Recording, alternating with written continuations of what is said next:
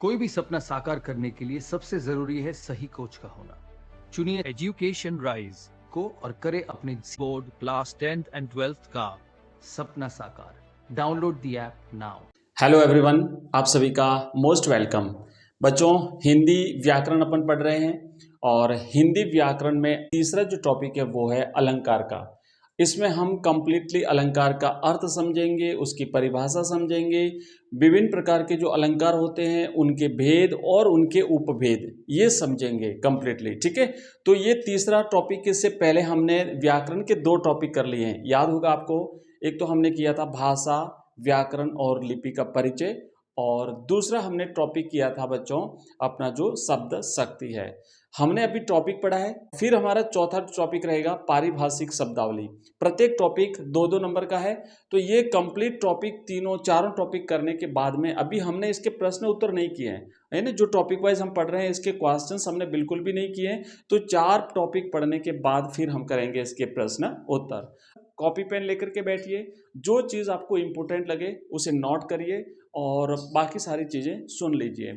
Exam से पहले एक बार कंप्लीट रिवीजन हम करेंगे। जो पूरा जो पढ़ रहे हैं टॉपिक सारे के सारे, इसका एक वन शॉट वीडियो आपको मिलेगा, 3 4 5 7 घंटे का रहेगा टोटली। ठीक है, ओवरऑल ये सब कुछ हम इसमें पढ़ लेंगे।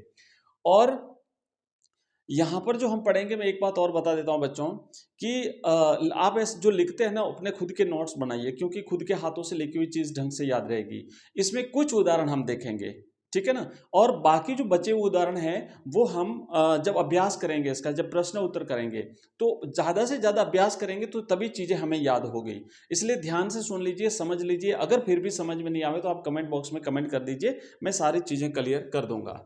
आइए शुरुआत करते हैं। तो शुरुआत हम करते हैं ना, देखो लिखा हुआ है भाई अलंकार। अब अलंकार का अर्थ क्या है? वैसे आप सब जानते हैं क्योंकि आप लोगों ने पहले भी पढ़ा होगा, हमने भी पहले एक बार अलंकार पहले काफी पहले पढ़ाए हुए टॉपिक हैं। तो अलंकार की अगर हम बात करें बच्चों, ये दो शब्दों से मिलकर के बना है। एक तो है इसमें दो शब्द हैं भाई, ठीक है ना, दो शब्द हैं। क्या है दो शब्द? एक है अलम, अलम, और दूसरा है अलम धन कार, है ना, कार। तो ये दो शब्द है, अलम धन कार। अलम का मतलब होता है शोभा। इस अलम का अर्थ होता है बच्चों शोभा, और कार का मतलब होता है करना। कार का मतलब होता है करना। तो इसका शाब्दिक अर्थ क्या हुआ? शोभा करना मतलब शोभा बढ़ाना। तो शोभा बढ़ाना कौन बढ़ाता है? शोभा। शोभा बढ़ाना, बढ़ाने का काम कौन करता है? शोभा मैंने सुंदरता, सुंदरता बढ़ाने का काम कौन करता है? आभूषण करते हैं। आप जवाब देते रहिए, जो जो प्रश्नों का जवाब आपको आता है मैं बीच बीच में प्रश्न करता रहूंगा। आप लोग अपना कमेंट बॉक्स में कमेंट करके लिख करके अपना आंसर भेजते रहिए, ठीक है। मैं सारे कमेंट देख लूंगा। तो शोभा करना भाई, शोभा कौन करता है? शोभा कौन बढ़ाता है? करना मतलब बढ़ाना, है ना, करना मतलब बढ़ाना। अब यहाँ पे करने का मतलब ऐसा नहीं कि भाई करना, बढ़ाना। तो शोभा बढ़ाने का काम कौन करता है भाई? आभूषण करते हैं। बिल्कुल सही जवाब दिया आप बच्चों, आप लोगों ने। तो अब इसका शाब्दिक अर्थ हम समझेंगे। अलंकार का शाब्दिक अर्थ क्या हुआ? तो इसका शाब्दिक अर्थ होता है बच्चों शोभा बढ़ाने वाले जो गुणधर्म है तो वो है आभूषण। तो हम यहाँ लिखेंगे आभूषण। तो अलंकार का शाब्दिक अर्थ हुआ बच्चों आभूषण। ओके, अब देखो आभूषण क्या होता है, आपने देखा होगा। हम लोग मतलब मनुष्य, मेल फीमेल दोनों आभूषण पहनते हैं। पुरुष भी पहनते हैं, महिलाएं भी पहनती हैं। क्यों पहनते हैं? ताकि सुंदर दिखें।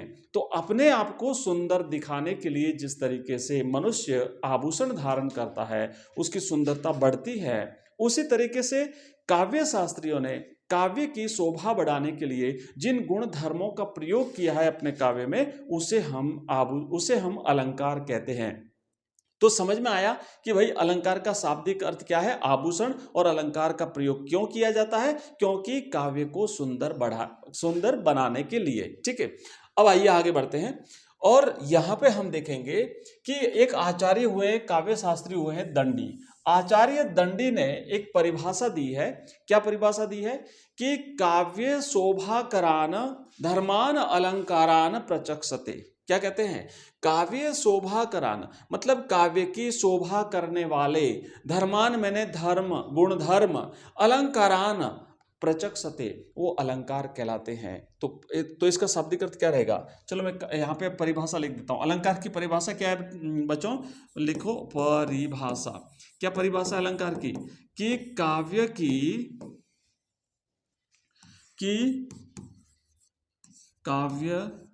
की शोभा बढ़ाने वाले काव्य की शोभा बढ़ाने वाले गुणधर्म काव्य की शोभा बढ़ाने वाले गुणधर्म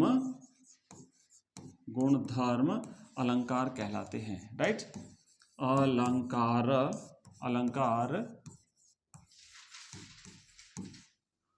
कहलाते हैं।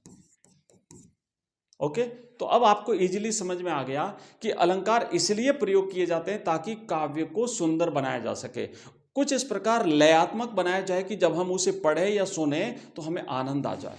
ठीक है, तो इसीलिए क्योंकि जो काव्य जितना ज्यादा सुंदर होगा उतना ही हमें उसके सौंदर्य की अनुभूति में आनंद आएगा, इंसान को पढ़ने में सुनने में, है ना, दोनों प्रकार से। तो इसीलिए अलंकारों का प्रयोग जो है वो किया जाता है। अब देखो, अब हम देखेंगे अलंकार के भेद। अलंकार कितने प्रकार के होते हैं? अब यहां से ध्यान देना, एक बोर्ड में प्रश्न पूछा गया था जस्ट पिछले 2 साल पहले पूछा था कि अलंकार कितने प्रकार के होते हैं या अलंकार के भेद कितने हैं। तो आपने देखा होगा कुछ बुक्स में आपको 2 प्रकार के मिलेंगे, कुछ में 3 प्रकार के मिलेंगे। तो फाइनली बोर्ड ने जो आंसर की भेजी थी उसमें बोर्ड ने ये बताया था अलंकार 3 प्रकार के होते हैं और 3 प्रकार के ही अलंकार आपको मानने हैं। तो पहला तो हो गया बच्चों, पहला जो प्रकार है अलंकार का वो हो गया शब्दालंकार, दूसरा है वो है अर्थालंकार और तीसरा है वो है उभयालंकार। शब्दालंकार क्या होता है कि जहां पे काव्य में सौंदर्य या सुंदरता या उसकी शोभा जो है वो अगर शब्द पर निर्भर करती है तो वो शब्दालंकार। काव्य की सुंदरता किस पे निर्भर करती है? शब्द पे निर्भर करती है। अगर उस शब्द को हटा दिया जाए उस काव्य में से तो वो सौंदर्य उसका समाप्त हो जाता है। अभी समझेंगे, उदाहरण भी दूंगा मैं, जैसे कनक कनकते सौगुनी मादकता अधिकाय। अब यहाँ पे कनक के स्थान पर अगर हम उसका समानार्थी वर्ड अगर वहां पे लगाते हैं, उसका पर्यायवाची शब्द अगर वहां पे लगाते हैं तो वो सौंदर्य नहीं रहता है, वो समाप्त हो जाता है। तो इसीलिए क्या होता है कि शब्दालंकार में उस काव्य की शोभा या उस काव्य का आकर्षण या उस काव्य का चमत्कार जो है वो किस पे निर्भर करता है? वो शब्द पे निर्भर करता है। दूसरा है अर्थालंकार। अर्थालंकार में काव्य में चमत्कार जो है वो शब्द पर निर्भर न करके अर्थ पर निर्भर करता है। तो यहां देखो, शब्दालंकार में चमत्कार शब्द पर निर्भर करता है। चमत्कार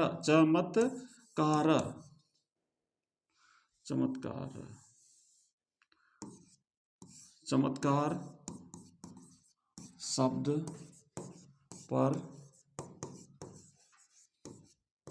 निर्भर करता है। ठीक है, और अर्थालंकार में चमत्कार या शोभा, चमत्कार का मतलब क्या है? चमत्कार या फिर उसकी सुंदरता या फिर उस काव्य की शोभा शब्द पर नहीं बल्कि क्या? बल्कि अर्थ पर निर्भर करती है। ठीक है भाई, अर्थ पर निर्भर करती है। राइट, निर्भर करती है। उसकी शोभा, उसकी सुंदरता, काव्य की शोभा, काव्य की सुंदरता किसी शब्द विशेष पर निर्भर न करके उसके अर्थ पर निर्भर करती है, तो वो होता है अर्थालंकार। अभी हम इसका भी अच्छा सा उदाहरण है, बिल्कुल एक नदी का उदाहरण है, तो हम आगे इसको पढ़ेंगे। और फिर आता है तीसरा उभयालंकार। उभयालंकार किसे कहते हैं? जहां पे काव्य में सौंदर्य या चमत्कार या सुंदरता या शोभा शब्द और अर्थ दोनों पे निर्भर करे, वहां पे उभयालंकार होता है। उभय का मतलब क्या होता है? उभय का मतलब कॉमन, उभय का मतलब दोनों में। आपने जैसे 10th में गणित पढ़ी होगी तो वहां पे आता था ना उभयनिष्ठ गुणनखंड जैसे करते थे, मतलब कॉमन जो होता था, कॉमन फैक्टर वो ढूंढना पड़ता था। तो उभय का मतलब होता है शब्द और अर्थ दोनों पे काव्य की सुंदरता निर्भर करती है। शब्द प्लस अर्थ दोनों पर निर्भर करती है, दोनों पर काव्य की सुंदरता या सौंदर्य निर्भर करता है, राइट, निर्भर करता है। ठीक है, तो ये हो गए 3 भेद। अब हम एक एक करके इनका उदाहरण देखते हैं। तो सबसे पहले हम देखेंगे भाई शब्दालंकार। शब्दालंकार में पहला अलंकार होता है, पहला अगर हम देखें कि हाँ शब्दालंकार, तो अभी देखो शब्दालंकार जो है ना, हमने क्या देखा था, इसकी परिभाषा क्या देखी थी कि काव्य का सौंदर्य या काव्य की शोभा या काव्य की सुंदरता या काव्य का चमत्कार किस पे निर्भर करेगा, शब्द पे निर्भर करेगा। एक उदाहरण देखिए, कनक कनक कनक कनक कनक कनक कनक ते सौ गुनी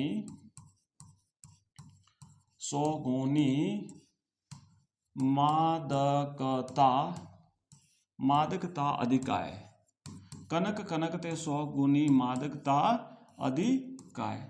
ठीक है, क्या है, कनक का मतलब होता है बच्चों, एक कनक का मतलब होता है सोना, सोना माने गोल्ड, राइट, और एक कनक का मतलब होता है धतूरा, धतूरा धतूरा। अब यहां पे क्या कह रहा है कि कनक कनक ते 100 गुनी मादकता अधिकाय या पाए बोराय जग वा खाए बोराय। कनक का मतलब होता है सोना और दूसरे कनक का मतलब होता है धतूरा। दोनों ही जो है वो व्यक्ति को जो है वो क्या कर देते हैं, मतलब एक उस नशा चढ़ा देते हैं। दोनों ही चीजें, क्या, अगर किसी के पास सोना आ जाए है ना, और अगर सोना भी ज्यादा आ जाए तो इंसान को नशा चढ़ जाता है, फिर उसे दुनिया नारियल के टोकरे के समान दिखती है, फिर वो दुनिया को नहीं गिनता है। और उसी तरीके से अगर कोई धतूरा पी जाए, जैसे भगवान शिव जी पीते हैं, तो उस समय भी उसमें मादकता छा जाती है, उसमें इतना नशा चढ़ जाता है कि पूछो मत, वो दुनिया को नहीं गिनता है भाई।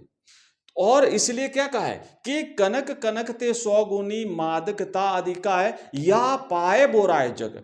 एक को पा लेने से ही बोरा जाता है। पाना किसको, अगर किसी को सोना मिल जाए तो वो बोराए जाता है, पागल हो जाता है। और या खाए बोराए, या फिर दूसरे को खाने से बोरा जाता है। अगर कोई धतूरा खा जाए तो वो पागल हो जाता है। तो इस तरीके से दोनों में। अब अगर हम यहां कह दें कि सोना धतूरे से 100 गुनी मादकता अधिका है, ना भाई, वो इंटरेस्ट नहीं आएगा, वो सौंदर्य नहीं रहेगा काव्य का जो कनक कनक में है। तो यहां पे शब्द में अलंकार है, शब्द में चमत्कार है, शब्द में सुंदरता है, शब्द में शोभा है। तो इसीलिए ये कैसा अलंकार हुआ, ये शब्दालंकार हुआ। अच्छा, शब्दालंकार में भी कौन सा हुआ, ये हम आगे पढ़ेंगे। ये शब्दालंकार में भी बच्चों यमक अलंकार में आ जाता है। ठीक है, ये शब्दालंकार में भी किस में जाता है, ये यमक में जाता है। अब देखो ये बात भी ध्यान रखनी है, अगर मान लीजिए एक प्रश्न आ जाए जिसमें 4 ऑप्शन आपको मिल जाए और उसमें ये आ जाए कि भाई निम्न में से कौन सा एक शब्दालंकार है, ये भी आ सकता है ना, यमक आ गया, श्लेष आ गया, अनुप्रास आ गया और कोई आ गया, और फिर आपसे पूछा जाए निम्न में से शब्दालंकार कौन सा है, तो वहां पे आपको ध्यान रखना पड़ेगा। ऐसी चीजें पूछी जा सकती है, हालांकि 2 नंबर का है तो ज्यादा डिटेल में तो नहीं पूछेंगे, क्योंकि इतना कम से कम 7-8 अलंकार है। अच्छा, एक बात और मुझे याद आई कि हमें सारे अलंकार नहीं पढ़ने हैं इसमें। देखो, हिंदी साहित्य के अलंकार अलग हैं, हिंदी अनिवार्य के अलंकार अलग हैं, और कॉमन रूप से अगर हम बात करें तो बहुत ज्यादा अलंकार हैं। इतने सारे अलंकार हमारे सिलेबस में नहीं है, सिर्फ 8 अलंकार है। मैं भी आपको बता दूंगा कौन कौन से अलंकार है, तो वही अलंकार हम पढ़ने वाले हैं, सारे अलंकार हम नहीं पढ़ेंगे। अच्छा, एक और उदाहरण देखो कि तरनी तनुजा तट तमाल तरुवर बहुछाए। अब यहां पे त वर्ण की आवृत्ति हो रही है, न वर्ण की आवृत्ति हो रही है, तो यहां पे भी एक क्या है, यहां पर भी शब्दालंकार है, क्योंकि आकर्षण, सौंदर्य, चमत्कार शब्द पे निर्भर करता है। आइए आगे बढ़ते हैं। अगर चीजें समझ में नहीं आवे तो पूछ लेना और एक्सप्लेन कर देंगे, और चीजें समझ में आ रही है लिखते जाइए, पढ़ते जाइए, आ जाएगा, आसानी से बिल्कुल समझ लेंगे। ठीक है, अब देखो, अब चलिए देखो, हमारा है अर्थालंकार। अर्थालंकार में क्या होता है कि काव्य का जो सौंदर्य है वो शब्द पर निर्भर न करके अर्थ पर निर्भर करता है। तो यहां देखो एक उदाहरण है कि चली आ रही फैन उगलती फन फैलाए व्यालों सी।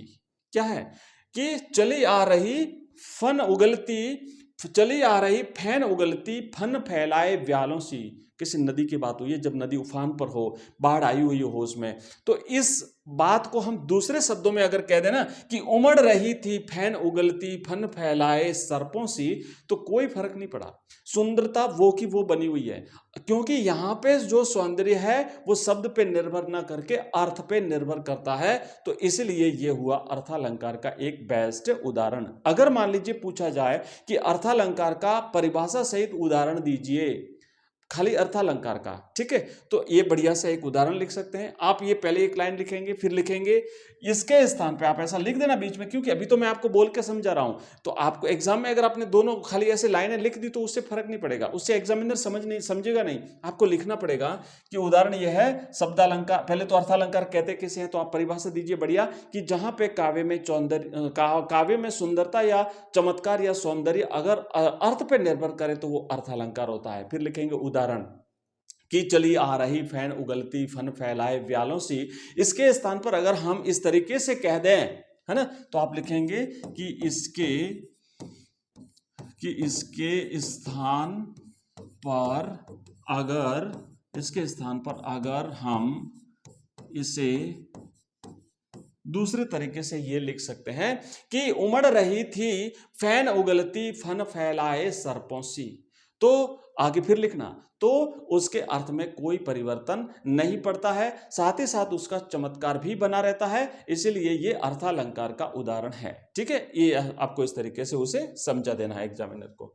चलिए अब हम करते हैं शुरू, एक एक करके अलंकार पढ़ते हैं। ये तो हमने अभी तक क्या पढ़ा, हमने अभी तक केवल अलंकार का एक परिचय देखा, हमने अलंकार का शाब्दिक अर्थ देखा, किन शब्दों से मिलकर के बना है, हमने देखा जो आचार्य दंडी हैं उन्होंने क्या परिभाषा दी है, वो परिभाषा हमने देख ली। इसके बाद हमने इसके भेद देख लिए और भेदों का भी एक एक उदाहरण हमने अच्छा सा बढ़िया सा उदाहरण देख लिया। तो ये कंप्लीट इस तरीके से बच्चों हमारी सीरीज चलेगी। और हिंदी कंपलसरी का हमारा जो बाकी जो आपके जो दूसरा जो सिलेबस है कंप्लीट, उसका हम टेस्ट कैप्सूल सीरीज लाएंगे और कैप्सूल सीरीज के तहत हम उसका कंप्लीट रिवीजन कर लेंगे। एग्जाम से पहले आपकी हिंदी कंपलसरी, हिंदी साहित्य दोनों में करा दूंगा। और इंग्लिश की अपनी सीरीज चली रही है, इसके जस्ट इस क्लास के जस्ट थोड़ी देर बाद आपको इंग्लिश की जो सीरीज मिलती है उसमें भी अपन ग्रामर पढ़ रहे हैं फिलहाल, तो इंग्लिश का भी आपका कोर्स हो जाएगा। शाम को हमारी जो लाइव क्लास चलती है उसमें हम पढ़ते हैं, अपनी लाइव क्लास में पॉलिटिकल साइंस पढ़ते हैं, ज्योग्राफी पढ़ते हैं, अब हिस्ट्री की भी शुरू करने वाले हैं। हिस्ट्री की जो इंपॉर्टेंट क्वेश्चन की सीरीज है वो भी आपको मिल रही है। तो ये सारी क्लासें हमारे इस चैनल पे मिल रही है। तो अगर बच्चों कोई नया बच्चा आया है, क्योंकि जो रेगुलर है उनको तो पता है, पर नए बच्चे हैं उनको मैं बता देता हूं, तो आप लोग इस तरीके से जो है आपकी बोर्ड के एग्जाम तक हम कंप्लीटली तैयारी करवा देंगे। हमारी प्लेलिस्ट बनी हुई है, आप जाइए इस वीडियो के वहां पे डिस्क्रिप्शन में प्लेलिस्ट, आपको प्लेलिस्ट की लिंक मिल जाएगी। लिंक पे जाके आप जो सब्जेक्ट पढ़ना चाहते हैं वो सब्जेक्ट पढ़ सकते हैं। चलिए अब देखो अनुप्रास अलंकार का हम शुरू करते हैं एक एक करके और अनुप्रास अलंकार की परिभाषा देखते हैं सबसे पहले। वैसे आप सब जानते हैं अनुप्रास अलंकार में कि अगर किसी वर्ण की आवृत्ति हो रही है, काव्य में अगर किसी वर्ण की आवृत्ति हो रही है तो वहां पे अनुप्रास अलंकार होता है। सबसे सरल उदाहरण, सबसे इजी अगर कोई अलंकार है, अगर सबसे सरल कोई अलंकार है तो वो है अनुप्रास अलंकार। लेकिन जितना सरल मान रहे हो ना आप इसे, उतना जटिल भी है, क्योंकि इसके भेद भी हैं। ऐसा नहीं है खाली अनुप्रास हमने पढ़ लिया, इसके 5 भेद भी हैं। कुछ काव्य शास्त्रियों ने 4 माने हैं, कुछ ने 5 माने हैं, तो वो भी हम इसमें पढ़ने वाले हैं। तो अनुप्रास अलंकार की अगर हम परिभाषा लिखें तो क्या लिखेंगे कि जहां काव्य में किसी वर्ण की आवृत्ति होती है, किसी वर्ण की आवृत्ति होती है। आवृत्ति का मतलब क्या है? आवृत्ति का मतलब होता है बार बार आना। अगर कोई वर्ण, अब वर्ण क्या होता है ये दोबारा मत पूछना, क्योंकि हम इसे अच्छी तरह से पढ़ चुके हैं। हमने भाषा, लिपि और व्याकरण जब हमने पढ़ा था वहां पे हम इसे अच्छी तरह से पढ़ चुके हैं। तो वर्ण की आवृत्ति हो, अगर कोई वर्ण बार बार आ रहा है, एक पंक्ति में, एक काव्य पंक्ति में 2 बार, 3 बार, 4 बार, अगर रिपीटेशन उसका हो रहा है, आवृत्ति हो रही हो ना, किसी वर्ण की आवृत्ति होती है, वहां क्या होता है? वहां अनुप्रास अलंकार होता है। अनुप्रास अलंकार होता है, राइट? अनुप्रास अलंकार होता है। ठीक है भाई। तो चलो ठीक है, बढ़िया है, हमें समझ में आ गया कि अगर किसी काव्य पंक्ति में कोई वर्ण अगर बार बार आ रहा हो, अगर उसकी आवृत्ति हो रही हो, तो वहां पे अनुप्रास अलंकार होता है। हम समझ गए ना, अच्छी तरह से समझ लेना और इसी क्लास में कंप्लीटली समझ लेना। तो उदाहरण अगर हम देखते हैं इसका, तो देखो उदाहरण क्या है बच्चों, कि भगवान भक्तों की भयंकर भूरी भीति भगाइए। कौन सा वर्ण रिपीट हो रहा है? तो भाई भ वर्ण का रिपीटेशन हो रहा है यहाँ पे बच्चों। इसीलिए अब देखो, इसीलिए यहाँ पे कौन सा अलंकार हुआ? अनुप्रास अलंकार हुआ। अब भ वर्ण का रिपीटेशन हो रहा है, बट हो सकता है कि उसकी जो स्वर की मात्रा है वो सेम भी हो सकती है, भिन्न भी हो सकती है, उस पर कोई फर्क नहीं पड़ता है। वर्ण जो है वो एक होना चाहिए। तो यहाँ पे भ वर्ण है, तो भ वर्ण है, इसीलिए यहां पे जो है वो बच्चों क्या हो रहा है यहां पे, इसीलिए अनुप्रास अलंकार है। आ गया समझ में? अच्छा सा उदाहरण है, याद रखिएगा।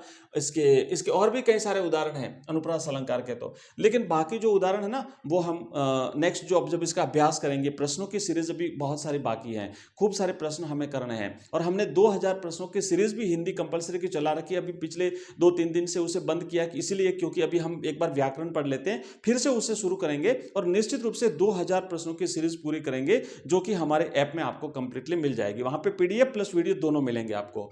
तो ये देखो एक अच्छा सा उदाहरण हुआ, और बाकी उदाहरण अपन नेक्स्ट जो है उसमें करेंगे। अब देखो अनुप्रास के भेद, अनुप्रास अलंकार जो है उसके 5 भेद माने गए हैं, और एक एक करके पांचों हम देखेंगे, उसकी परिभाषा भी देखेंगे और उसका उदाहरण भी देखेंगे। तो एक पहला जो अनुप्रास है वो होता है बच्चों छेका अनुप्रास। याद रखिएगा, छेका अनुप्रास। छेकानुप्रास में क्या होता है कि वर्णों की आवृत्ति केवल एक बार होती हो अगर किसी काव्य पंक्ति में, क्योंकि अनुप्रास का मतलब ही क्या है? वर्णों की आवृत्ति। तो वर्णों की आवृत्ति कितनी बार हो उसके आधार पर इसके भेद हैं अलग अलग। तो अगर वर्ण की आवृत्ति सिर्फ एक बार हुई, आवृत्ति का मतलब अगर कोई वर्ण खाली एक बार तो पहली बार आएगा और एक बार उसकी आवृत्ति होगी, मतलब रिपीटेशन हुआ, तो टोटली 2 बार आएगा। तो वह आवृत्ति एक बार होती है, ठीक है, और टोटल कितने बार आया? अगर कोई वर्ण 2 बार आया तो वहां पे होता है छेकानुप्रास। ओके, जैसे उदाहरण देखिए कि कानन कठिन भयंकर भारी, तो इसमें पहले तो क वर्ण की आवृत्ति हुई है और फिर भ वर्ण की आवृत्ति हुई है। तो आवृत्ति कितनी बार हुई है? एक बार हुई है। किस वर्ण की हुई है? यहां पे क की हुई है और यहां पे भ की हुई है। तो इसीलिए भाई यहां पे कौन सा अनुप्रास हुआ? छेकानुप्रास। ओके, क्लियर हुआ? तो ये अनुप्रास के भेद का पहला अलंकार हमने कंप्लीट किया। दूसरा होता है बच्चों, दूसरा होता है वृत्त्यानुप्रास। वृत्त्या, आप सोचो है ना, इसको समझो थोड़ा। जैसे व्रत होता है, व्रत क्या करता है? गोल गोल घूमता है ना, मतलब बार बार आ रहा है, उस लाइन चलती है लगातार, बार बार आ रही है। तो इसमें वर्णों की आवृत्ति भी ऐसे होती है। वर्णों की आवृत्ति अनेक बार हो, एक बार नहीं। अगर एक बार आवृत्ति हुई तब तो हो गया छेकानुप्रास, लेकिन अगर वर्णों की आवृत्ति अनेक बार हो रही है, बार बार हो रही है, घूम रही है, तो वहां पे कौन सा होता है? वृत्त्यानुप्रास, यानी वृत्त की आकृति का अनुप्रास हो गया। जैसे वीरति विवेक विमल विज्ञानी, बार बार व वर्ण की आवृत्ति हो रही है ना, वीरति विवेक विमल विज्ञानी, मतलब व। तो यहां पे कौन सा अनुप्रास हुआ? वृत्त्यानुप्रास। अब देखो नेक्स्ट, इसका तीसरा जो भेद है वो है श्रुत्यानुप्रास। श्रुत्या का मतलब क्या होता है? श्रुत मैंने सुनना। तो ऐसा वर्ण, मतलब सुनने में हमें ऐसा वर्ण जिसका उच्चारण मुख के एक ही उच्चारण स्थान से होता हो, तो वहां पे होता है श्रुत्यानुप्रास। अब थोड़ा सा ये टेढ़ा रहेगा, आपको समझ में नहीं आएगा, बट कोशिश करेंगे तो आ जाएगा। नहीं आएगा ऐसी तो बात ही नहीं है। एक्चुअली होता क्या है कि जितने भी जो वर्ण होते हैं, जैसे अगर अपन बात करें हिंदी वर्णमाला में, तो 11 + 33 टोटल होते हैं 44 वर्ण, राइट। और ये 44 जो वर्ण होते हैं ना, इनका उच्चारण स्थान अलग अलग होता है। इसमें से कुछ ऐसे वर्ण हैं जिनका उच्चारण दंत्य होता है, मतलब दंत्य वर्ण कहलाते हैं। वो क्यों कहलाते हैं? क्योंकि जीभ दांतों से टच करती है। कुछ वर्ण ऐसे होते हैं जो मूर्धा जो होती है ना, हमारा मूर्धा, वहां से जीभ टकराती है, तो वो मूर्धन्य कहलाते हैं। कुछ कंठस्थ होते हैं, कंठ से टकराती है। कुछ ओष्ठ्य होते हैं, जब ओठ बंद और किए जाते हैं, जैसे मान लो प फ ब भ, तो ये ओठों से ये एक ही उच्चारण स्थान होता है, कहलाता है, क्योंकि एक ही उच्चारण स्थान से उच्चरित हो रहे हैं। जैसे च छ ज ज ञ, तो ये जीभ टच करती है ना, तो ये दंत्य हो गए, दांतों से टच करती है, तो ये एक उच्चारण स्थान कहलाता है।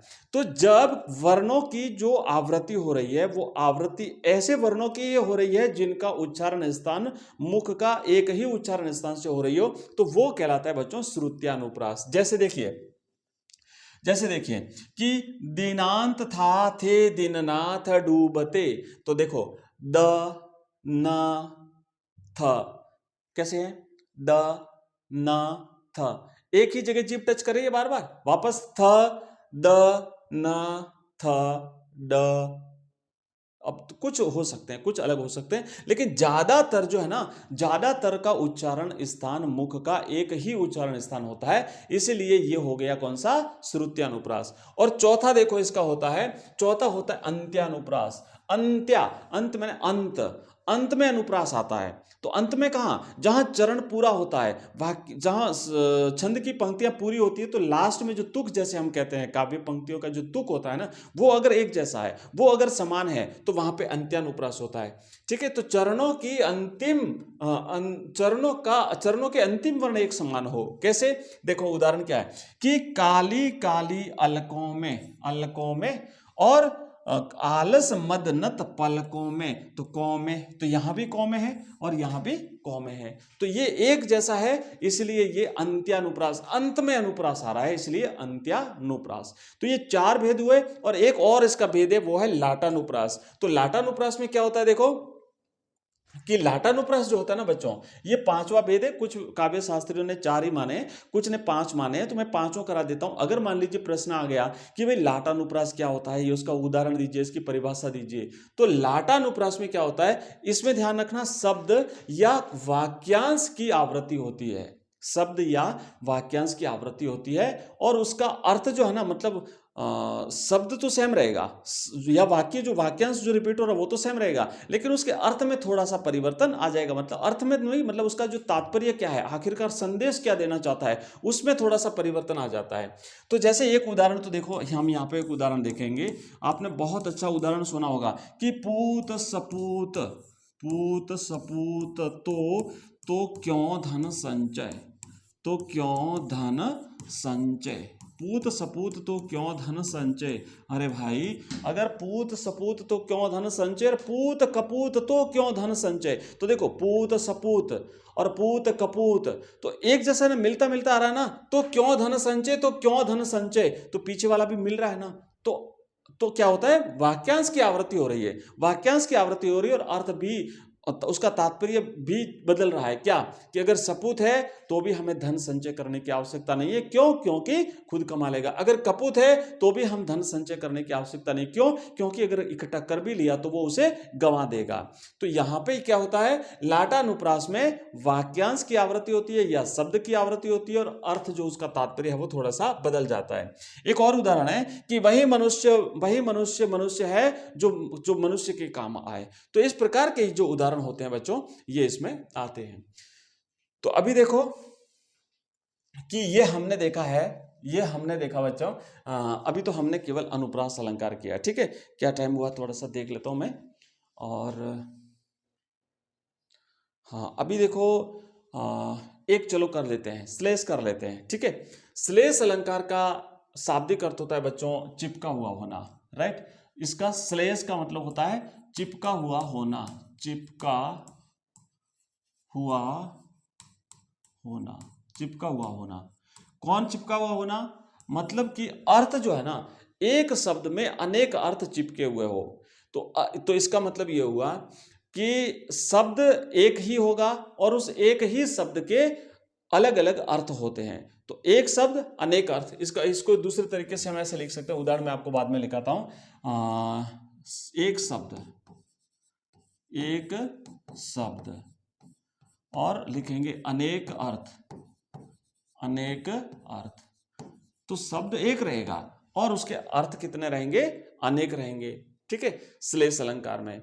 अब एक उदाहरण देखते हैं, ऐसे आपको अगर नहीं समझ में आता है तो चलो एक उदाहरण देखते हैं। उदाहरण आपने सुना होगा कि पानी गए न उबरे मोती मानस चुन, राइट। पानी मैं लिख देता हूं यहां पे, पानी गए न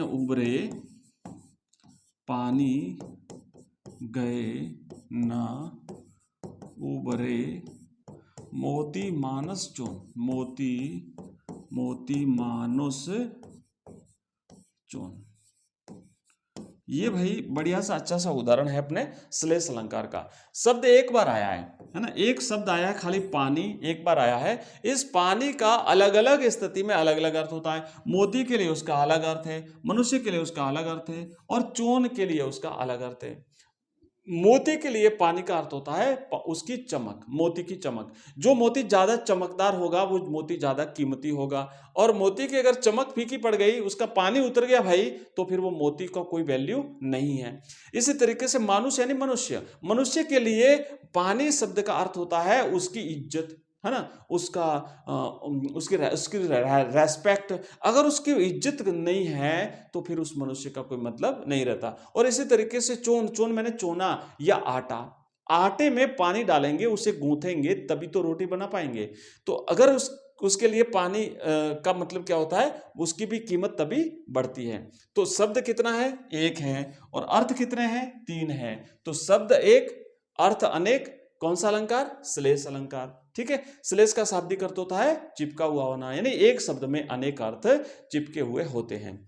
और भी इसके खूब सारे उदाहरण हैं, तो बाकी उदाहरण जब मैं बार बार कह रहा हूं, अभ्यास जब हम करेंगे उस समय हम इसको करने वाले हैं। ठीक है, एक और उदाहरण, एक और अलंकार ले लेते हैं, यमक अलंकार। दोनों मिलते जुलते हैं, इसलिए मैं समझा देता हूं। अब इसमें क्या होता है, यमक में क्या होता है कि शब्द का रिपीटेशन होगा, है ना, शब्द की आवृत्ति होगी, और जितनी बार शब्द की आवृत्ति होगी उतनी बार अर्थ की भी आवृत्ति होगी।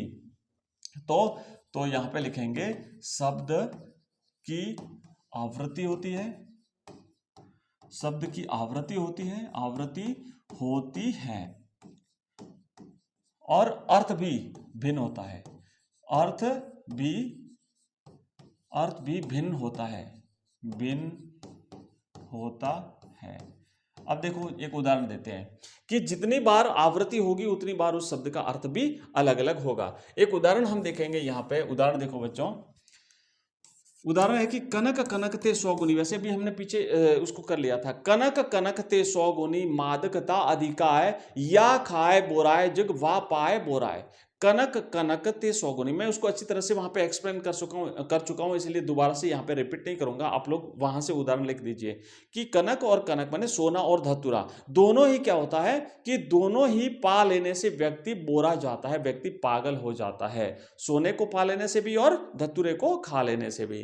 तो ये यमक अलंकार का उदाहरण हुआ। अब देखो यमक में और श्लेष में भिन्नता क्या है, उसमें भी भाई इसकी आवृत्ति हो रही है, अर्थ भिन्न है, अर्थ सेम है, तो क्या है फिर उसका, इसमें अंतर क्या है? तो अंतर यह है कि श्लेष अलंकार में शब्द की आवृत्ति नहीं होती है, जबकि यमक अलंकार में शब्द की आवृत्ति होती है। इसके बहुत अच्छे अच्छे प्रश्न हैं, नेक्स्ट जब इसकी प्रश्न की सीरीज चलाएंगे ना, वहां पे अपन अच्छी तरह से इसे कर लेंगे। एक बार प्रश्न भी पूछा गया था बोर्ड के एग्जाम में कि जहां पे शब्द की आवृत्ति, शब्द एक बार आया है लेकिन उसके अर्थ भिन्न भिन्न है, तो वहां पे कौन सा अलंकार होता है? तो वहां पे श्लेष अलंकार होता है, ध्यान रखना। ठीक है, तो बच्चों अभी तो पूरा नहीं हुआ है, ये पहला भाग है, और पहले भाग में हम आज इतना ही कर पाएंगे। इसका जो सेकंड भाग आप, उसमें हम कंप्लीटली कल पूरे अलंकार कर लेंगे, ठीक है ना, क्योंकि आज हमने इसका शाब्दिक अर्थ वगैरह समझा तो थोड़ा सा इसमें टाइम लग गया था। कंप्लीट कर लेंगे, फिर बचेगा हमारा पारिभाषिक शब्दावली। पारिभाषिक शब्दावली की कोशिश करेंगे ज्यादा से ज्यादा शब्द हम पढ़ लें, और उसके बाद हम इन चारों टॉपिक के मिला करके करेंगे प्रश्न उत्तर, और ज्यादा से ज्यादा मतलब क्या, जितने बन सकते हैं उतने करेंगे, और इतना बढ़िया अभ्यास करेंगे कि आपका कंप्लीट रिवीजन हो जाएगा, और बार बार चीजों को पढ़ते रहने से याद भी हो जाएगा। ये कंप्लीट जब पीडीएफ मैंने कहा था आपको मैं शेयर करूंगा, ग्रामर की कंप्लीट हो जाए ना चारों टॉपिक की, तो मैं आपको व्हाट्सएप ग्रुप और अपना जो टेलीग्राम चैनल बना हुआ है वहां पे इसकी पीडीएफ शेयर कर दूंगा।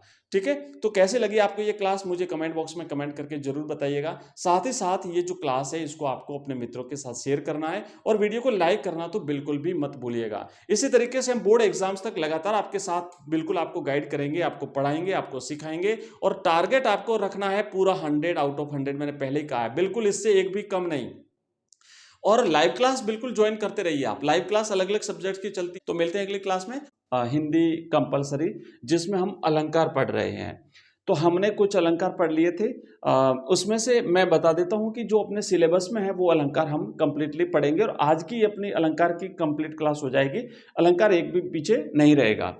तो हमने देखो अनुप्रास, पहले तो सिलेबस में जो है ना 9 अलंकार है टोटल। अनुप्रास है हमने पढ़ लिया, श्लेष हमने पढ़ लिया और यमक पढ़ लेंगे आज, ठीक है।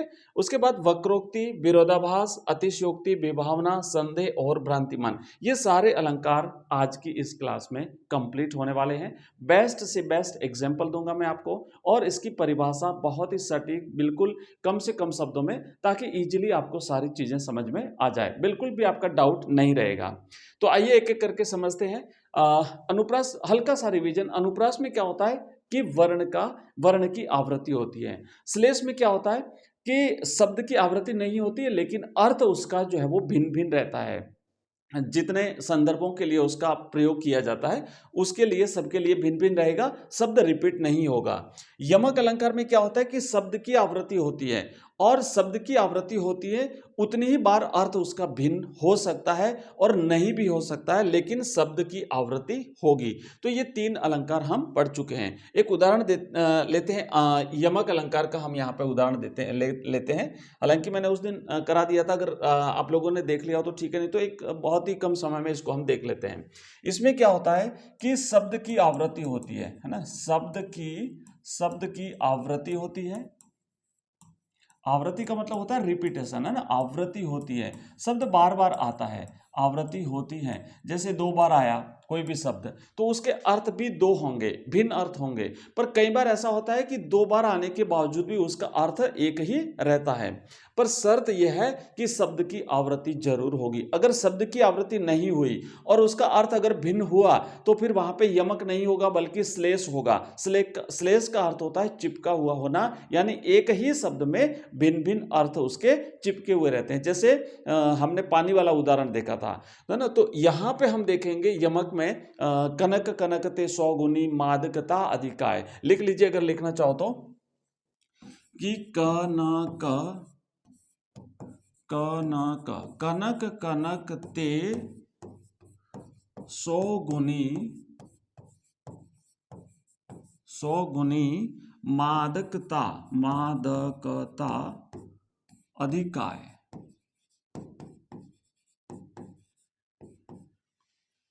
या खाए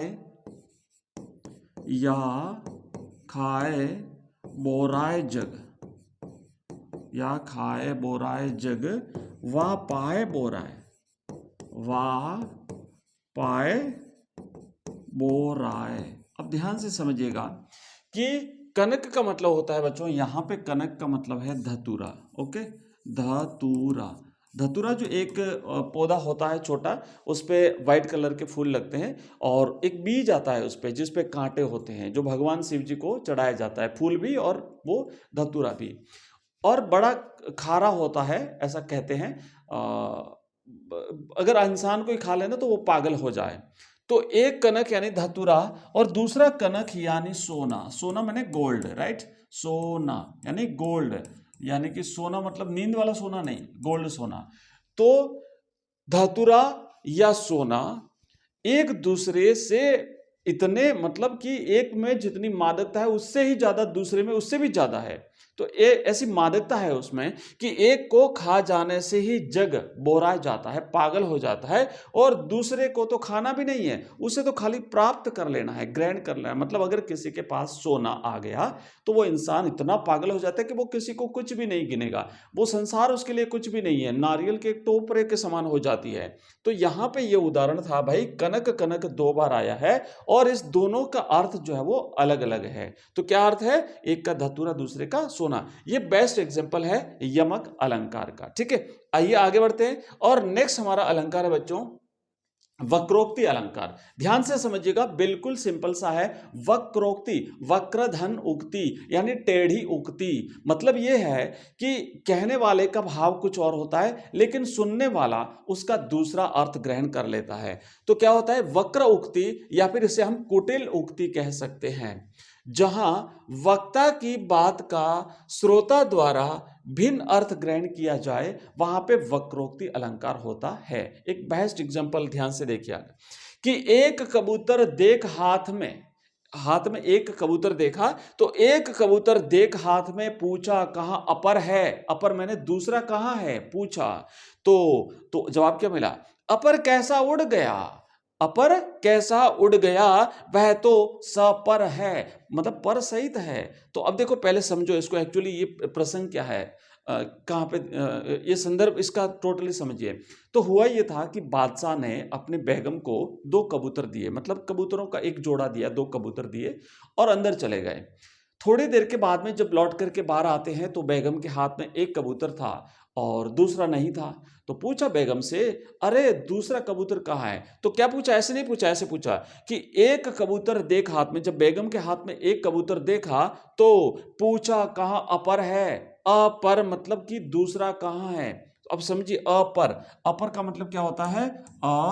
पर मतलब कि पर रहित, है ना, पर रहित, पर मैंने पंख, तो पंख रहित, पंख रहित। अब इन्होंने तो कहा अपर, अपर मैंने दूसरा कहाँ है? तो देखो बेगम ने क्या कहा कि अपर कैसा, अपर मतलब पंख रहित की बात, उन्होंने तो कहा कि दूसरा कहाँ है, पर बेगम ने इसका अर्थ क्या समझा? अपर मैंने पर रहित, पंख रहित। बेगम ने कहा पंख रहित कैसा? वो तो पंख वाला था इसलिए तो उड़ गया ना, पंख रहित कैसा उड़ गया? वह तो सपर मतलब पंख सहित, सपर मैंने पंख सहित। तो कहने वाले का भाव कुछ और था, समझने वाले ने उसका अर्थ कुछ दूसरा ग्रहण कर लिया, इसलिए यहां पर है वक्रोक्ति अलंकार। आइए आगे बढ़ते हैं नेक्स्ट।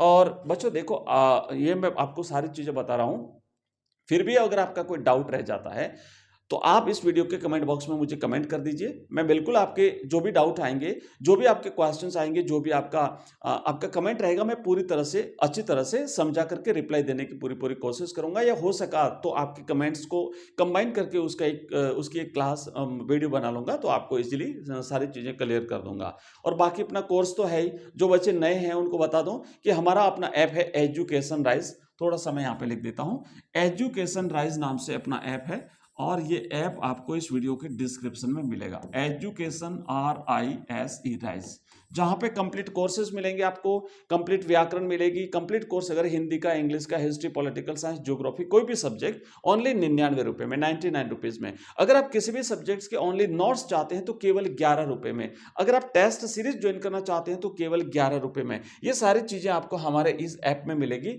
और एक हमारा नंबर नोट कर लीजिए, उस नंबर पर आप हमें मैसेज कर सकते हैं 9079622989। इस नंबर पे जब आप हमें मैसेज करेंगे तो हमारे ऐप का लिंक मिलेगा, वेबसाइट का लिंक मिलेगा, टेलीग्राम चैनल का, व्हाट्सएप ग्रुप का, सारे के सारे लिंक आपको मिल जाएंगे, तो यहां से भी आप ज्वाइन कर सकते हैं। चलिए आगे बढ़ते हैं। और वक्रोक्ति जो अलंकार है बच्चों, इसके 2 भेद हैं। क्या है? एक तो है काकु वक्रोक्ति और एक है श्लेष वक्रोक्ति। ज्यादा डिटेल में नहीं जाना है, बस इतना सा ध्यान रखिए, अगर पूछा जाता है कि वक्रोक्ति के भेद कितने हैं तो 2 भेद हैं, ठीक है, बस इतना याद रखिएगा। श्लेष के भी 2 भेद हैं, ठीक है, और ये ऐसे इस तरीके से हल्का हल्का आप लोगों को थोड़ा सा याद रखना है। नेक्स्ट है विरोधाभास अलंकार। इसको थोड़ा सा समझिए। विरोधाभास अलंकार में होता क्या है कि एक्चुअली मतलब जहां 2 वस्तुएं हैं और 2 वस्तुओं में वास्तविक भेद न होते हुए भी उनमें भेद दिखाया जाए, उनमें विरोध दिखाया जाए, एक्चुअली होता नहीं है। तो देखो कि परस्पर 2 वस्तुओं में परस्पर वास्तविक विरोध न होते हुए भी उनमें विरोध दिखाया जाए, वहां पर जो है वो हमें विरोधाभास अलंकार का, वहां पे विरोधाभास अलंकार होता है। तो देखो कैसे, उदाहरण समझो कि या अनुरागी चित्त की, या अनुरागी चित्त की गति समझे नहीं कोई, ज्यों ज्यों बूढ़े श्याम रंग त्यों त्यों उज्जवल होए। अब देखो भाई कि इस हृदय की, इस चित्त की अनुरागी को, इसके लगाव को, इसके प्रेम को कोई समझ नहीं पाया, है ना, गति समझे नहीं कोई, इसकी गति को आज तक कोई समझ नहीं पाया। क्या कहते हैं कि ज्यों ज्यों बूढ़े श्याम रंग। अब यहां पे भाव तो ये है कि जैसे जैसे कृष्ण के प्रेम में ये और ज्यादा अंदर जाता है, वैसे वैसे ये पवित्र होता है, उज्जवल होता है। लेकिन ऊपरी तौर पर अगर हम देखें बच्चों, तो ज्यों ज्यों बूढ़े श्याम रंग, बूढ़े का मतलब होता है डूबना, श्याम रंग का मतलब होता है काला रंग। तो हृदय अगर काले रंग में डूबेगा तो वो उज्जवल होगा क्या? वो उज्जवल नहीं बल्कि काला होना चाहिए, बट यहां पे कह रहा है उज्जवल होगा, तो काले में डूबता है उज्जवल होता है। तो भाई ये तो विरोधाभास अलंकार हो गया। एक्चुअल में है नहीं विरोधाभास, एक्चुअल भाव तो यही है कि श्याम के रंग में, भगवान कृष्ण के रंग में डूबने से हृदय पवित्र होता है, भाव तो ये है, पर ऐसा आभास हो जाता है, लगता है कि भाई विरोधाभास अलंकार है। ठीक है, तो यहां पे रहेगा विरोधाभास अलंकार। इसी प्रकार का उदाहरण आप और भी बच्चों देख सकते हैं कि जैसे हमने हरिवंश राय बच्चन साहब की कविता पढ़ी थी ना, तो उन्होंने भी यहाँ पे जो उदाहरण दिए हैं कि निज रोदन में राग लिए फिरता हूं, तो निज रोदन में राग लिए फिरता हूं, रोदन मैंने रोना, रुलाई, और उसमें राग मैंने संगीत, तो रोने में संगीत कहां से आ गया? तो ये विरोधाभास अलंकार है। हालांकि कवि का भाव कुछ अलग है कि भाई मैं अपने स्वयं के भावों को व्यक्त करता हूं और दुनिया उसे, मैं तो अपने दुख तकलीफों को व्यक्त करता हूं, पर दुनिया उसे मान लेती है क्या? संगीत। दुनिया उसे मान लेती है गीत, दुनिया उसे मान लेती है कविता। तो एक तो ये हो गया कि निज रोदन में राग लिए फिरता हूं, और उन्मादों में अवसाद लिए फिरता हूं। एक और पंक्ति है ना, एक और पंक्ति भी आप लिख सकते हैं, छोटी छोटी पंक्तियां आप लिख सकते हैं। उन्मादों में अवसाद लिए फिरता हूं, उन्माद मैंने जोश, उमंग, और अवसाद का मतलब होता है दुख। तो ऐसे तो हो नहीं सकता, बट ऐसा आभास हुआ है। तो यह है विरोधाभास अलंकार। आशा करता हूं अच्छी तरह से समझ में आ रहा होगा आप लोगों को। अगर नहीं आ रहा है तो आप मुझे कमेंट बॉक्स में कमेंट करते जाइए, कॉपी पेन लेकर के बैठिए, जहां जहां चीजों को आपको नोट करना है वहां पे नोट करते रहिए, और लगातार बच्चों ये अपनी क्लासें ऐसे ही चलती रहेगी बिल्कुल बोर्ड एग्जाम्स तक। आपका ये जो आज व्याकरण वाला भाग आज पूरा हो जाएगा, और इसके जो प्रश्न उत्तर हैं, जो हमने 3 टॉपिक आज कंप्लीट हो जाएंगे व्याकरण के, तीनों टॉपिक के क्वेश्चंस हैं, तो हम 1 या 2 क्लास में सारे के सारे क्वेश्चंस कर लेंगे, और आप विश्वास मानिए एग्जाम में इसमें से मिल जाएगा। अगर आप सारी क्लासेस कंटिन्यूस देख लेते हैं तो निश्चित रूप से आपको एग्जाम में पूरा पूरा पेपर आपका मिलेगा। अगला क्वेश्चन अलंकार जो है वो है बच्चों अतिशयोक्ति अलंकार। अब देखो अतिशयोक्ति शब्द जो है ना, शब्द से ही हम समझ जाते हैं। कई बार चीजें बच्चों को समझ में नहीं आ पाती, रट लेते हैं फिर वो, और रट रट के कितना आप मतलब कहां तक इस चीजों को रटोगे। एक चीज रटोगे दूसरी भूल जाओगे, दूसरी रटोगे पिछले जो आपने रटी थी वो भूल जाओगे। इसलिए चीजों को समझने की कोशिश करो और कुछ दिमाग में को रिलेट करो किसी दूसरी चीज के साथ। चलिए टॉपिक पे आते हैं। लिखा है अतिशयोक्ति। तो अतिशयोक्ति का मतलब क्या होता है? किसी बात को बढ़ा चढ़ा करके कहना। मतलब एक्चुअल में वो चीज हो नहीं सकती, पर इतना उसे बढ़ाया जाता है कि एक प्रकार से यूं कह सकते हैं मर्यादा का उल्लंघन हो जाए, है ना, सामाजिक मर्यादा का उल्लंघन हो जाए, तो वहां पे अतिशयोक्ति अलंकार होता है। जब कोई इस प्रकार की बात करता है, जैसे कोई गप हाँकता है, डिंग मारता है, तो कहते हैं ना हम रहने दे, इतनी ज्यादा अतिशयोक्ति मत कर भाई। तो यहां पे अतिशयोक्ति का मतलब यही हुआ। लिख लो आप अगर लिखना चाहो तो, कि किसी बात को बढ़ा चढ़ा करके कहना, किसी बात को बढ़ा चढ़ाकर कहना, जिससे लोक मर्यादा का, जिससे लोक मर्यादा का उल्लंघन हो जाए। तो भाई ऐसी बात कहना, इतनी बड़ा चढ़ा करके कहना कि उस पर विश्वास करना भी मुश्किल हो जाए, तो वहां पे होता है अतिशयोक्ति अलंकार। देखो एक उदाहरण देखो कि हनुमान की पूंछ में लग न पाई आग। आपको याद होगा ना, हनुमान जी जब लंका गए थे, और लंका गए वहां हनुमान जी को दरबार में, रावण के दरबार में लाया गया। हालांकि वो तो सब जगह घूम लिए थे, और वो चाहते थे कि मुझे वहां पे ले जाया जाए, तो फिर वो उनको पकड़ के वहां पे ले जाया गया, तो वो गए, और फिर वहां पे सारी चीजें हुई, और बाद में हनुमान जी की पूंछ में कहा भाई काम करो, इसकी पूंछ में आग लगा दो। तो कपड़ा लपेटा जाता है, और फिर उनकी पूंछ में आग लगाते हैं, हनुमान जी उड़ते हैं चारों तरफ इधर उधर, और लंका जो है वो जलाते हैं, और जलती हुई लंका हम देखते हैं। तो वही संदर्भ यहाँ पे दिया हुआ, क्या कहा है कि हनुमान की पूंछ में लग न पाई आग, और लंका सारी जल गई। लंका तो पूरी जल गई, पर गए निशाचर भाग। और जो निशाचर थे, निशाचर मैंने जो निशाचर का मतलब होता है रात्रि विचरण करने वाले, कौन? राक्षस। राक्षस भी भाग गए, लंका भी जल गई, पर हनुमान जी की पूंछ में कुछ नहीं हुआ, पूंछ नहीं जल पाई। अब रहा होगा, ऐसी घटनाएं रही होगी, बट एक प्रकार से ऐसा लगता है कि ऐसे कैसे हो सकता है भाई, पूंछ को कुछ भी नहीं हुआ और बाकी सारी चीजें जल गई। तो ये एक अतिशयोक्ति है। एक और उदाहरण यहाँ पे देखिए कि जैसे देख सुदामा की दीन दशा, करुणा करी के करुणा निधि रोए, पानी परात को हाथ छुयो नहीं, और नैनन के जलसों पग धोए। आपको याद होगा ना कि जब सुदामा भगवान कृष्ण से मिलने के लिए जाते हैं, और भगवान कृष्ण ने जब सुदामा को देखा, उनकी दीनहीन दशा को देखा, तो भगवान तो करुणा निधि थे, उनकी आंखों से आंसू टपकने लगे। और जब उनके पांव धोने के लिए भगवान कृष्ण जब बैठे और उनको बिठाया उस पे आसन पे, सुदामा को पानी मंगवाया गया, परात लाई पानी धोने के लिए, तो जैसे ही भगवान पानी धोने के लिए बैठे तो उनकी आंखों से इतने आंसू गिरे, इतने आंसू गिरे कि वो जो पानी लाया था ना उसको तो हाथ ही नहीं लगाया, और आंखों के जल से ही सुदामा के पांव धो लिए। तो भाई ये थोड़ा सा ऐसे लगता अतिशयोक्ति है, हुआ होगा ऐसा अपन नहीं कहते, बट अतिशयोक्ति लगती है कि आंखों के पानी से पग धो लिए, आपने परात के पानी को छुआ तक नहीं। तो उदाहरण लिखना चाहो तो लिख सकते हो कि देख सुदामा की दीन दशा, देख सुदामा की दीन दशा, देख सुदामा की दीन दशा, करुणा करी के करुणा निधि रोए, करुणा करुणा करी के करुणा निधि, करुणा निधि, करुणा करे के करुणा निधि रोए। मैं यहीं पे लिख देता हूं, करुणा करके करुणा निधि रोए, पानी परात को हाथ छुइयो नहीं। चलो यहां से लिखता हूं ताकि लाइन वहां पे लिखा जाएगा, पानी परात को हाथ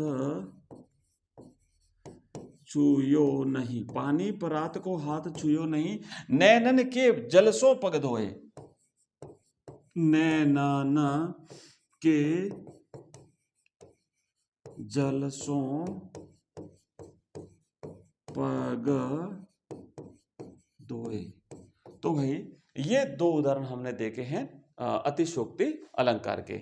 आइए आगे बढ़ते हैं। नेक्स्ट हमारा है बच्चों विभावना अलंकार। इस विभावना अलंकार को तो हमने जो हमारी जो 2000 प्रश्नों की सीरीज है उसमें हमने इस अलंकार को कई बार पढ़ा हुआ है, पर फिर भी मैं अच्छी तरह से, चूंकि अलंकार पढ़ रहे हैं तो एक बार टॉपिक हमारे कवर हो जाए, हम पढ़ लेते हैं इसको। विभावना में क्या होता है कि जहां बिना कारण के ही कार्य संपन्न हो जाए वहां विभावना अलंकार होता है। लेकिन परिभाषा अगर लिखना चाहो तो, क्योंकि परीक्षा में परिभाषा पूछी जा सकती है, उदाहरण पूछा जा सकता है, प्रत्येक कोशिश करो कि प्रत्येक अलंकार के दो दो उदाहरण और उसकी परिभाषा अच्छी तरह से आपको याद हो जाए।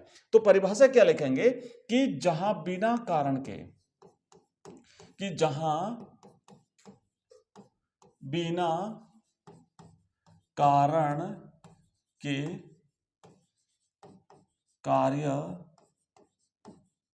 संपन्न, बिना कारण के कार्य संपन्न हो जाए, संपन्न हो जाए, वहां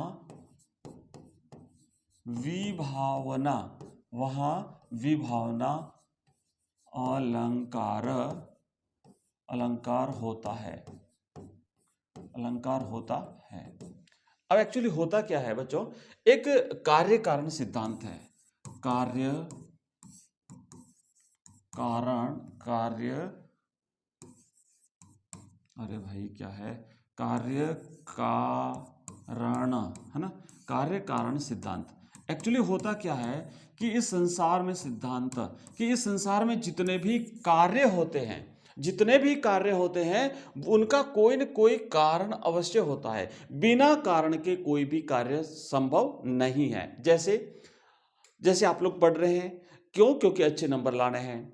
मतलब कोई भी कारण, कुछ भी घटना इस संसार में होती है उसका कोई न कोई क्या होता है, कार्य होता है। बट ये जो अलंकार है विभावना अलंकार, ये एक ऐसा अलंकार है जहां पे बिना कारण के ही कार्य संपन्न हो रहा है, तो वहां पे क्या होता है, वहां पे होता है अपना विभावना अलंकार। एक बेस्ट उदाहरण जो हमने पहले भी कई बार देखा हुआ है वो ये है कि बिनु पद चले, बिनु पद चले सुने बिनु काना। चलो लिख लो आप, अगर लिखना चाहो तो मैं लिखा देता हूं कि बिनु पद चले सुने बिनु काना। उदाहरण, उदाहरण है भाई, बिनु पद चले सुने बिनु काना, सुने, सुने बिनु काना, बिनु पद चले सुने बिनु काना, और कर बिनु कर्म करे विधि नाना, कर बिनु कर्म करे विधि नाना, करे विधि नाना। ठीक है, अब देखो कि भाई बिना पांवों के, पद मैंने पांव, बिना पांवों के चले और बिना कानों के सुन ले और बिना हाथों के संसार के सारे कार्य कर ले। तो ये तो भाई बिना बिना बिना के भी सब कुछ हो रहा है, मतलब पाँव नहीं चल रहा है, हाथ नहीं है फिर भी सारा काम हो रहा है, कान नहीं है फिर भी सुन रहा है। कौन? ये सारा काम भगवान करते हैं। हमने भगवान जी को नहीं देखा, हमने भगवान को नहीं देखा, बट फिर भी हम भगवान के सामने जाकर के प्रार्थना करते हैं, भगवान को हाथ जोड़ते हैं, भगवान से निवेदन करते हैं, किसी कार्य को करने के लिए भगवान से जो है अपन इच्छा व्यक्त करते हैं और भगवान हमारी सारे कार्य कर रहे हैं। तो यह है विभावना अलंकार का अच्छा उदाहरण। आइए आगे बढ़ते हैं नेक्स्ट अलंकार की तरफ। और अगला अलंकार है बच्चों संदेह अलंकार। दो अलंकार है, ध्यान से समझिएगा। एक है संदेह अलंकार और दूसरा है भ्रांतिमान अलंकार। भ्रांति मैंने भ्रम, संदेह मैंने इसका तो डाउट है, डाउट संदेह। समझिएगा संदेह क्या होता है कि जहां रूप और रंग और गुण की समानता के कारण किसी वस्तु को देख करके यह निश्चित न हो पाए कि यही वस्तु है कि नहीं है। किसी रूप को देख करके, किसी रंग को देख करके या उसके किसी गुण को देख करके हम संशय में रहते हैं, हम डाउटफुल रहते हैं, संदेह रहता है, अंत तक स्थिति क्लियर नहीं हो पाती। और अंत तक जब स्थिति क्लियर नहीं होती, वो लगातार संदेह हमारा बना रहे, तो वहां पे होता है संदेह अलंकार। एक बढ़िया उदाहरण देखिए पहले।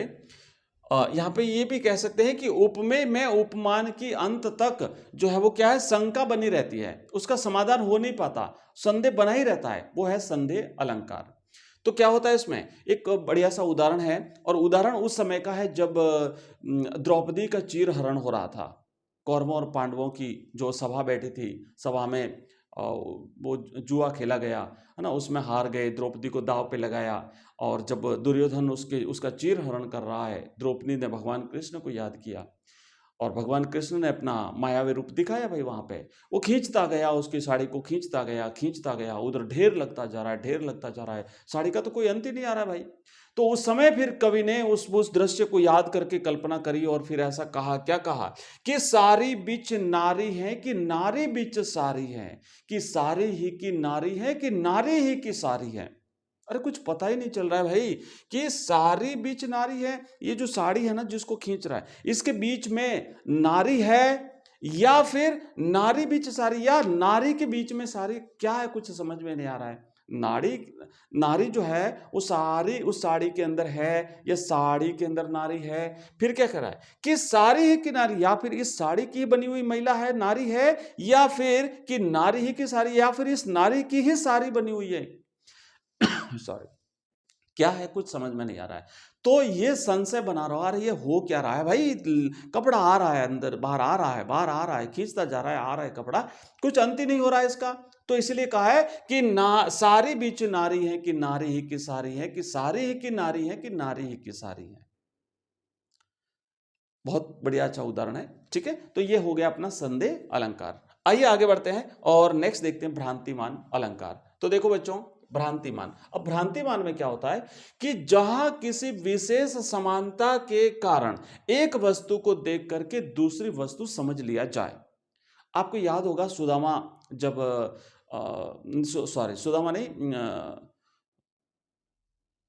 तुलसीदास जी है ना, तुलसीदास जी, राइट, तुलसीदास जी जब भयंकर बारिश हो रही थी और रात्रि का समय था, अपने ससुराल पहुंच गए और देखा दरवाजे बंद थे, तो पीछे से खिड़की से होकर के चढ़े और वहां पे एक सांप लटक रहा था। उस सांप को उन्होंने रस्सी समझ लिया, क्योंकि रस्सी और सांप में समानता होती है। तो उसको रस्सी समझ के उसको पकड़ करके और पहुंच गए अंदर। तो यहां पे क्या हुआ, सांप था बट उसको रस्सी समझ लिया। तो समानता के कारण किसी एक वस्तु को दूसरी वस्तु समझ लेना। तो यहां पर भी यही होता है, किसी एक वस्तु मतलब किसी समानता के कारण, क्या समानता थी दोनों में, सांप रस्सी जैसा दिखता है, रस्सी सांप जैसी होती है, उस समानता के कारण एक वस्तु को दूसरी वस्तु समझ लिया, उन्होंने उसे रस्सी समझ लिया। तो इसलिए यहां पे भ्रांतिमान अलंकार है। भ्रम हो गया कि ऐसा था, एक्चुअली वो था नहीं, वो एक्चुअली वो रस्सी नहीं थी, वो सांप था, बट उनको भ्रम था। इसी प्रकार का एक उदाहरण देखिए कि ओस बिंदु चुग रही हंसिनी मोती समझे। ओस के जो जो ओस होते हैं ना, ओस के जो कण होते हैं, सुबह सुबह आपने देखा होगा ना, जब हरी हरी घास पे ओस के जो कण गिरते हैं, तो जो हंसिनी होती है, हंस मोती खाता है भाई, तो उस हंसिनी जो है उसको मोती समझ करके चुग रही है। वो सोच रही है मोती है, एक्चुअली मोती है नहीं, है क्या, ओस। तो एक्चुअली वो चीज होती नहीं है, लेकिन समानता है मोती और इस ओस में, दोनों में समानता है। मोती भी चमकता है, ओस भी चमक रही थी, तो इसलिए वो उसे समझ करके निकल रही। जैसे सांप था नहीं, रस्सी, सांप था, रस्सी नहीं थी, बट उसे रस्सी समझ लिया गया, एक्चुअली में वो रस्सी थी नहीं। तो यहां पर भी वो एक्चुअली चीज होती नहीं है, बट समानता के कारण उसे मान लिया जाता है, तो वो होता है भ्रांतिमान अलंकार। तो ये हमारे आज के अलंकार बच्चों कंप्लीट हुए, और इस तरीके से हमने व्याकरण के, हिंदी व्याकरण के 3 टॉपिक पढ़ लिए। मैं आपको बता देता हूं कि हिंदी जो व्याकरण है हमारी, अब इसमें एक टॉपिक बचा है। हिंदी व्याकरण का हमें सिर्फ एक टॉपिक बचा है। तो हिंदी व्याकरण में हमने देखो क्या क्या पढ़ा है। पहले हमने पढ़ा भाषा लिपि और भाषा व्याकरण और लिपि का परिचय, राइट। भाषा व्याकरण और लिपि का परिचय, हमने पढ़ा। दूसरा टॉपिक हमने पढ़ा बच्चों शब्द शक्ति, और हमने शब्द शक्ति जो है, इसके भेद, इसके उदाहरण, सारी चीजें हम क्लियर कर चुके हैं। और तीसरा टॉपिक हमने पढ़ा है इसका अलंकार, राइट, ये अलंकार। तो ये 3 टॉपिक पढ़ चुके हैं। चौथा टॉपिक है अपना पारिभाषिक शब्दावली, पारिभाषिक शब्दावली, राइट। अब ये जो पारिभाषिक शब्दावली है ना बच्चों, ये एक दिन में याद नहीं होगी। ये शब्द हैं जो हमें याद करने पड़ेंगे। टेक्निकल वर्ड्स होते हैं जो ऑफिस में काम आने वाले सामान्यतः शब्द होते हैं, तो इनका तो रोज ही अभ्यास करना पड़ेगा। और अपनी जो प्रश्नों की, जो 2000 प्रश्नों की सीरीज चल रही है, उसमें हम हर पर डे एक दो क्वेश्चन इसके लेते हैं, और ये हम आगे भी सीरीज को कंटिन्यू करते रहेंगे। आप भी थोड़ा कोशिश करिए, जहां भी आपको मिले उसे याद कर लीजिएगा। अब जो हमने 3 टॉपिक किए हैं, इन 3 टॉपिक्स के जितने भी प्रश्न बनते हैं, वो सारे प्रश्न हम करेंगे। इसकी टोटली 2 क्लास लेंगे। मैं आपको थोड़ा सा हम विस्तार में पढ़ना पड़ेगा बच्चों। क्या होता है कि सफलता का कोई शॉर्टकट नहीं होता, मैं रेगुलरली आपको बताता हूं। अगर हम करें नहीं, हम एक क्लास में सब कुछ कर लेंगे, एक क्लास में वो कर लेंगे, एक क्लास बस पर्याप्त है, नहीं है बच्चों पर्याप्त, फिर वो आपके साथ धोखा हो जाएगा। इसलिए पढ़ना है तो डिटेल पढ़िएगा, अभी भी टाइम है, ज्यादा लेट नहीं हुआ है, और हम लगातार पढ़ रहे हैं ना पिछले टाइम से।